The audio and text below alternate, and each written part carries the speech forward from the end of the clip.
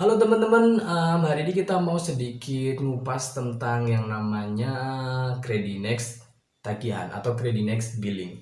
Jadi sebelum kita pakai yang namanya Credinex, baiknya kita harus ngerti aturan main dari pemakaian yang namanya limit Credinex-nya. Nah, kita bisa buka aplikasinya teman-teman. Kebetulan kan kita ada case ya kemarin untuk beberapa transaksi dari Credinex-nya.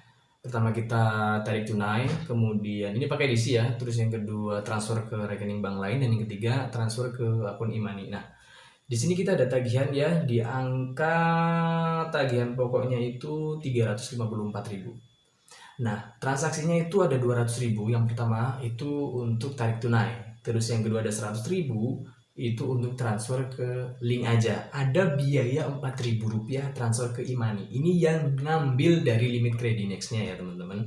Kemudian ada transaksi lagi 50.000 ke rekening bank lain. Ini ditransfer dan nggak ada biaya dari si limit Credinex-nya. Total duit yang kita pakai dari aplikasi Credinex itu 354. Nah, dari 354, Credinex ngambil keuntungan atau biaya layanan sebesar 21.400 cek. Nah, dengan 21.400 ini teman-teman bisa pertimbangkan lagi sebelum pakai fasilitas dari Credinex-nya ya.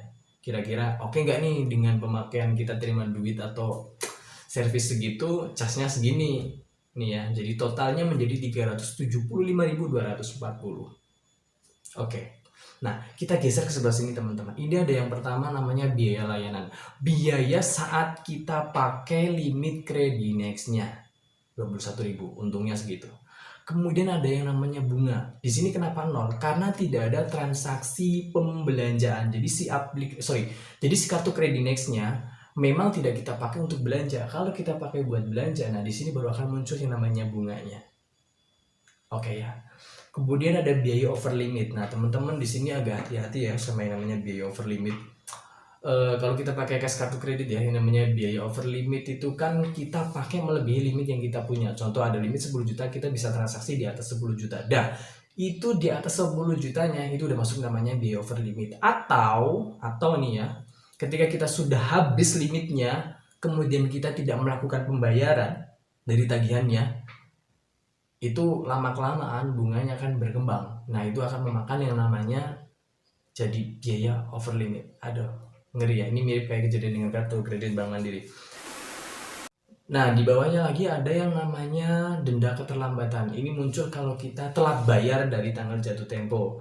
Nah, ini tanggal jatuh temponya adalah 28 bulan 5 2021. Jadi kalau kita masuk pembayarannya tanggal 29, ya udah bakalan muncul yang namanya denda keterlambatan, dan ini akan ditagihkan di bulan depan atau di saat kita melakukan pembayaran terdekat. Kemudian ada yang namanya bunga penalti. Nah, kalau ngomongin bunga penalti gini teman-teman, ini juga hati-hati ya. Nah, kalau untuk saat ini sih memang Credinex ini belum bisa ya untuk dipakai transaksi sebagai pembayaran online. Nah, yang ini ya, ini belum bisa. Ya baru ada notifikasi sih fiturnya akan segera diluncurkan. Artinya mungkin si Credinex bakalan benar-benar menyerupai kartu kredit yang bisa dipakai transaksi di platform digital lah. Intinya kayak gitu ya, atau platform online marketplace. Kalau sudah bisa, nah ini hati-hati dengan yang namanya biaya ini apa tadi? Biaya bunga penalti. Nah, contoh nih, terjadi saat kita melakukan pembatalan transaksi. Kita ada transaksi nih 5 juta. Kita ditawarin untuk program cicilan atau kita sendiri yang merubah menjadi cicilan. Sudah oke nih sama si Credinex atau pemberi fasilitas kredit, sudah disetujui bahwa transaksi ini akan dirubah ke dalam bentuk cicilan. Nah, belum tanggal cetak nih, belum tanggal cetak tagihannya, kita rubah. Karena setelah dihitung-hitung rugi lah atau biayanya keluarnya jauh lebih besar gitu kan. Nah, dari pembatalan akad sebelumnya yang tadinya cicilan menjadi full payment lagi, kita udah kena yang namanya biaya penalti. Bunga penalti. Jadi merubah akad transaksi ya teman-teman, atau merubah persetujuan transaksi. Nah, kita bakalan kena yang namanya bunga penalti. Oke ya. Jadi kalau kita ngekor ke cash deposito ya intinya di apa sih namanya, dirubah, bukan dirubah, dibatalkan atau dieksekusi atau di apa ya bahasa itunya lagi, em, dicairkan sebelum waktunya. Nah, kita kena yang namanya penalti. Oke ya teman-teman. Nah, itu tentang Credinex e-billing atau tagihan dari si Credinex-nya. Nah, teman-teman kira-kira gimana nih kalau mau pakai Credinex? Ya baiknya lebih dikenalin lagi ya. Nah, sekarang biar lebih afdol ya. Afdol. Kita bayar tagihannya teman-teman. Nah, kita gampang sih kalau mau bayar, kita tinggal klik membayar. Kemudian kita pilih pembayaran minimum misalnya. Nah, saat ini tagihan belum terbitkan. Jadi kalau tagihannya belum dimunculkan ya belum bisa melakukan minpay, kita lakukan pelunasan full payment ya teman-teman. Nah, di sini ada virtual account yang bisa kita pakai untuk melakukan pembayaran. Jadi kita pilih menunya adalah transfer ke rekening BNI. Oke, kita coba ya teman-teman. Kita buka menu transfer. Coba kita pakai virtual account billing, bisa nggak ya?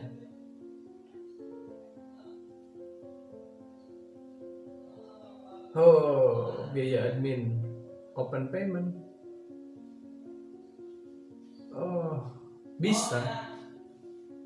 Nominalnya adalah 375.240. 375.240. Masuk gak ya?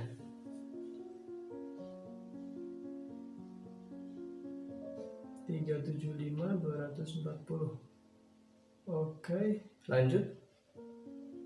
Transaksi berhasil, bro. 375.240. Coba kita cek.